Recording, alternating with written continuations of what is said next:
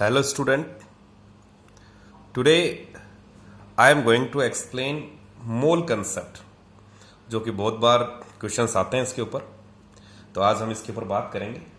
जैसा कि मैं आप लोगों को बता दूं, atoms and molecules are very extremely in small in size and their number even a small amount of any substance is actually very large. तो therefore it's a you can say it's a chemist term to be used as a counting objects, counting particles such as atoms, molecules, ion, electron, proton, etc.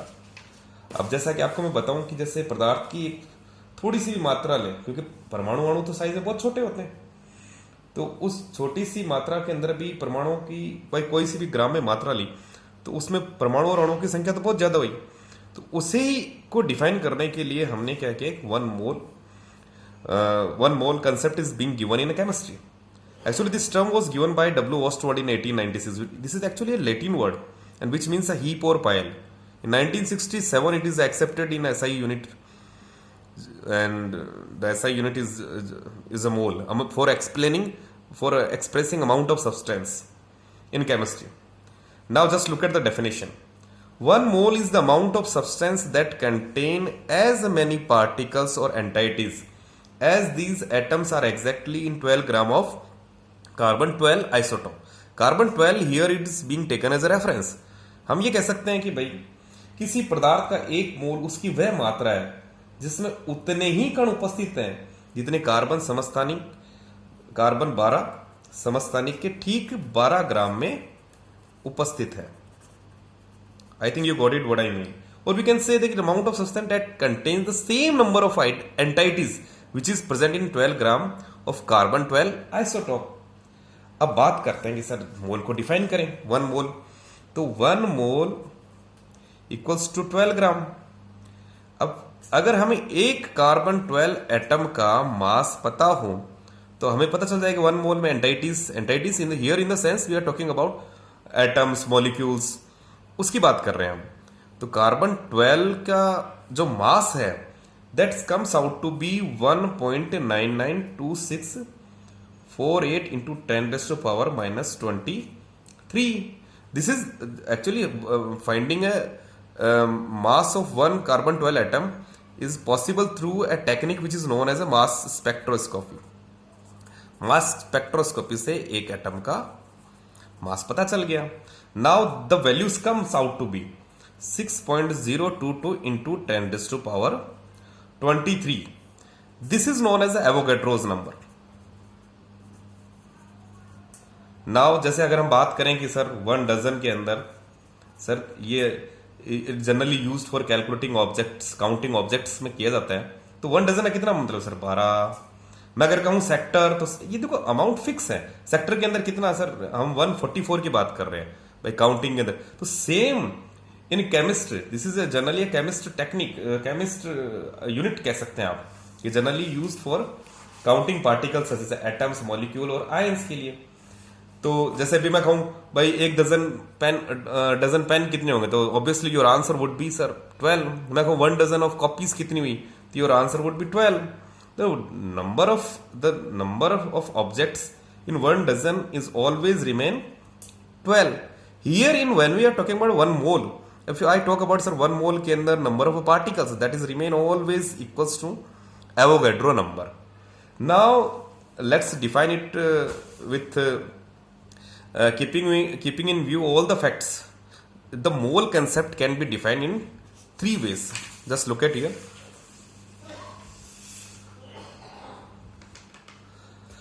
Define in one of the 3 ways. अगर मैं ये कहूं कि 1 mole of hydrogen कितना है, तो ये गलत होगा कहना। It's a very wrong to speak 1 mole of a hydrogen. 1 mole of a hydrogen से मैं ये कहता हूं कि सर 1 मोल ऑफ हाइड्रोजन, तो हमें स्पेसिफाई करना पड़ेगा कि मैं 1 मोल ऑफ हाइड्रोजन किसकी बात कर रहा हूं। We must specified whether we are referring to hydrogen atom और हाइड्रोजन मॉलिक्यूल।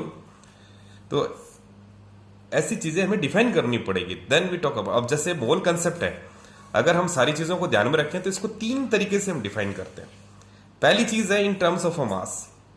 जैसा कि मैं आपको बता दूं 1 mole is n, that is equal to W upon M. W amount of substance in gram, And m represent here gram atomic mass here. देखो n w upon m, m यहां पर जो देखो w refers the w here refers the amount of substance in gram and m here refers to the gram atomic mass या gram molecular mass. अब जैसे मैं ये कहूं 1 मोल ऑफ H2O मोलिक्यूल, तो H2O का हमें पता है कि सर 1 मोल ऑफ H2O की बात कर रहे हो तो N बराबर 1 कब आएगा, जब इसका अमाउंट जिसका ग्राम एटॉमिक मास और मोलिकुलर मास और मोलर मास दोनों बराबर होंगे जब, यानी 18 डिवाइडेड बाई 18। तो सर हम ये कह सकते हैं 1 मोल ऑफ H2O 1 कब आ सकता है, जब it's 1 mole of H2O is 18 gram, that's a 1, this is molecular mass. अगर मैं कहूं 1 मोल ऑफ कार्बन एटम तो हमें पता है sir that is equals to 12 gram. तो ये तो बड़ा इजी हो गया। तो आप इसको मास के रिस्पेक्ट में कैसे डिफाइन करोगे? 1 mole is defined as the amount of substance which has mass equal to gram atomic mass. अभी मैं ये कहूं 1 मोल ऑफ CO2 मोलिक्यूल, तो sir that is very easy 44 gram. अब बात करते हैं in terms of a number. In terms of a number हम डिफाइन करेंगे sir 1 mole of carbon atom या 1 मोल ऑफ H2O ले लेते हैं। जैसे 1 mole of H2O molecules, sir molecules means अगर talking about in terms of a number, यानी sir कितने मॉलिक्यूल्स होंगे, एक मोल H2O में कितने मॉलिक्यूल्स होंगे, that is always equals to Avogadro number and Avogadro number is 6.022 into 10 raise to power 23 molecule. अगर मैं ये कहूं 1 मोल ऑफ CO2 में सर कितने मॉलिक्यूल्स होंगे, it's very easy sir, that is also equals to Avogadro number. वही बात होगी जैसे 1 दर्जन केले में, सर केले कितने हुए, सर 12 हुए। अभी मैं बात करूं sir 1 mole of carbon atom,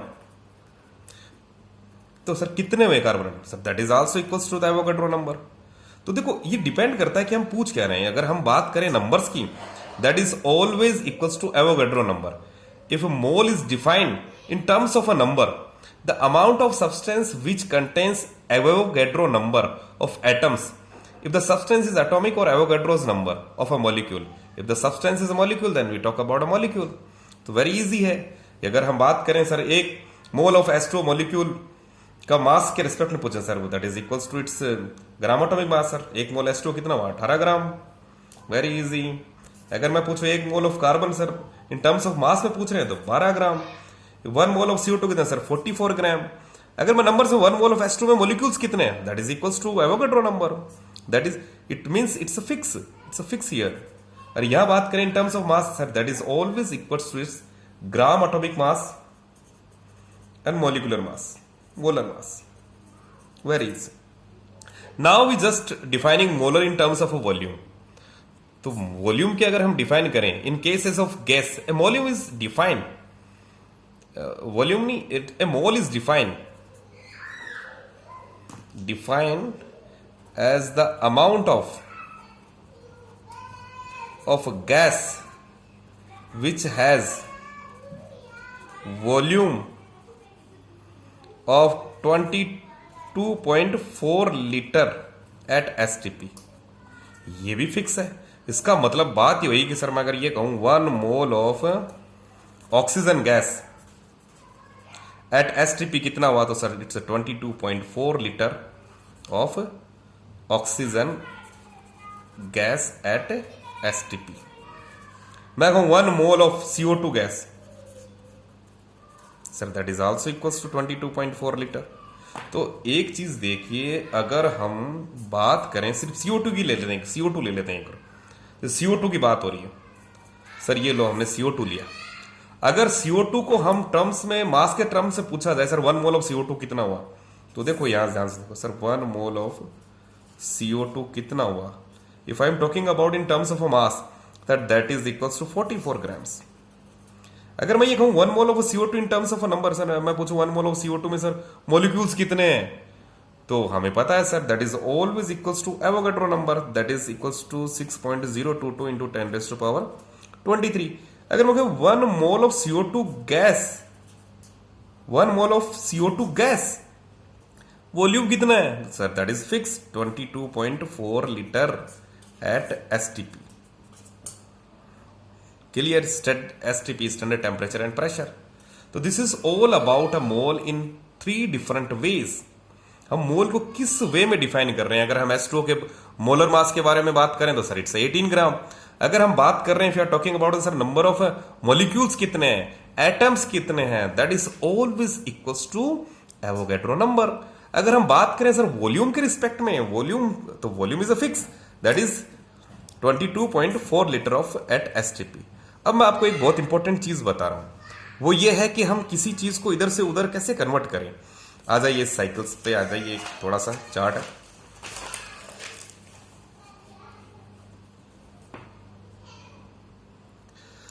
dear student, इस डायग्राम को देखिए आप, and you can, this will help you in numerical problems, in जो भी कितने भी जैसे भी क्वेश्चंस आए आप कर सकते हो।